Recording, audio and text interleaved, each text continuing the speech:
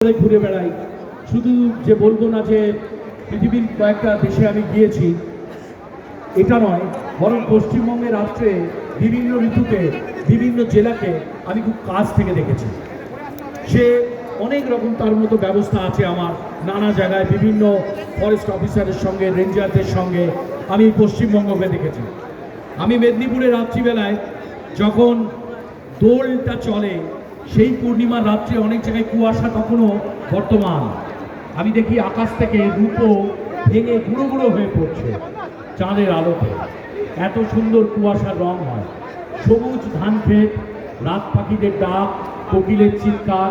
সেখানে যদি হোমস্টে থাকতো, আপনার আমার মতো বহু মানুষ এই ব্যস্ত জীবন এত টানাপোড়েনের মাঝখানে নিজেদেরকে একবার শান্ত করে নিতে পারতাম।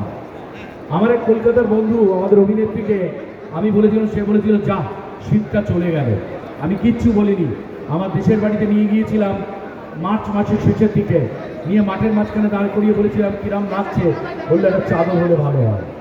তো এই পশ্চিমবঙ্গকে আমি চিনি, আমি খুব ভাগ্যবান একজন মানুষ। সবাই বলে আমার ভাগ্যটা খুব একটা ভালো নয়, শুধু আমার ভাগ্যটা মনে হয়, যাই হোক, বিয়ের পরে একজনকেই বলি আমার ভাগ্যটা ভালো হলে ভালো হতো, কিন্তু সেও তাই বলে। তো বাকি কিন্তু আমার সত্যি ভাগ্য খুব ভালো। আমার ঈশ্বরের এত আশীর্বাদ।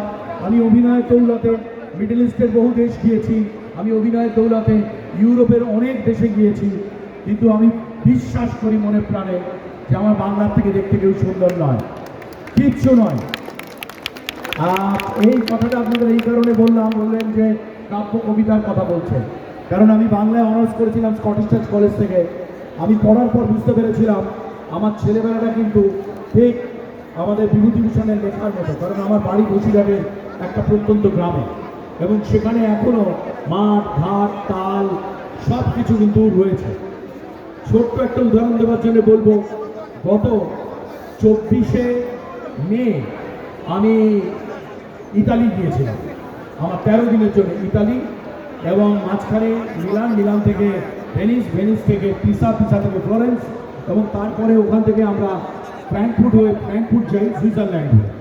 আমার কেরিয়ারের 25 বছর হলো, আপনারা আমাকে সহ্য করছেন। প্রফেশনাল কেরিয়ার আমার 25 বছরে পড়লো, সেটা আমি নিজে উদযাপন করতে গিয়েছিলাম। কোনো খবরের কাগজকে ফোন করিনি, টিভি চ্যানেলকে বলিনি, আমি আমার পরিবার নিয়ে গিয়েছিলাম।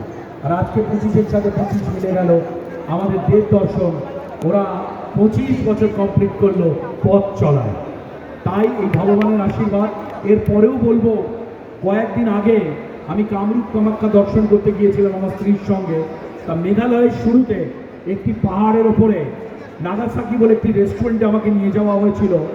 আমার যাওয়ার পরে মাথা থেকে মিলিয়ে গেল যে আমি পৃথিবীর এতটা জায়গা ট্রাভেল করে এসেছি, সেই মেঘালয়ের পাহাড়ের ওপরে রেস্টুরেন্টটা এত সুন্দর বর্ষার মধ্যে।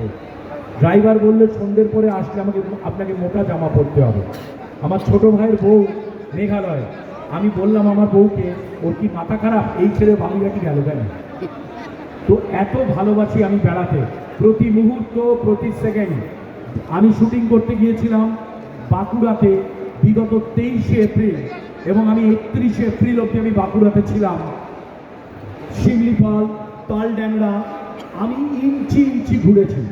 ওখানে একটি রামকৃষ্ণ মিশন আছে, উপর চুপুরি বৃষ্টি হচ্ছে, তেমনি বিদ্যুৎ চমকাচ্ছে। তার মাঝখানে হঠাৎ দেখলাম এক ঝলক আলোর মাঝখানে স্বামী বিবেকানন্দ তার চেনা ভঙ্গিতে দাঁড়িয়ে আছে। আমি ড্রাইভারকে ছিল, সত্যি কি স্বামী বিবেকানন্দ? বললো হ্যাঁ, এখানে তো আশ্রম আছে। বললাম তুমি, আমি যাব। দূর থেকে আলো দিল একজন মহারাজ, তার সঙ্গে রাত্রির 11টা অব্দি গল্প করলাম। অত বাজ করা আমি কোনোদিন দেখিনি, শুনিনি। মহারাজকে বললাম অন্য কোনো জায়গা হলে তো প্রাণটাই চলে যেত, ঠাকুরের কাছে আছি তাই ঠাকুর স্থান দিয়েছে।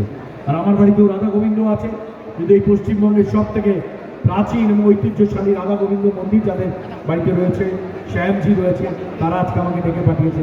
ধন্যবাদ। বলাটা হচ্ছে যেভাবে জয়েন করে নিতে পারবো তো না, আমি জয়েন করছি না। আজ আমাদের একটা ছোট্ট জায়গা ঘুরে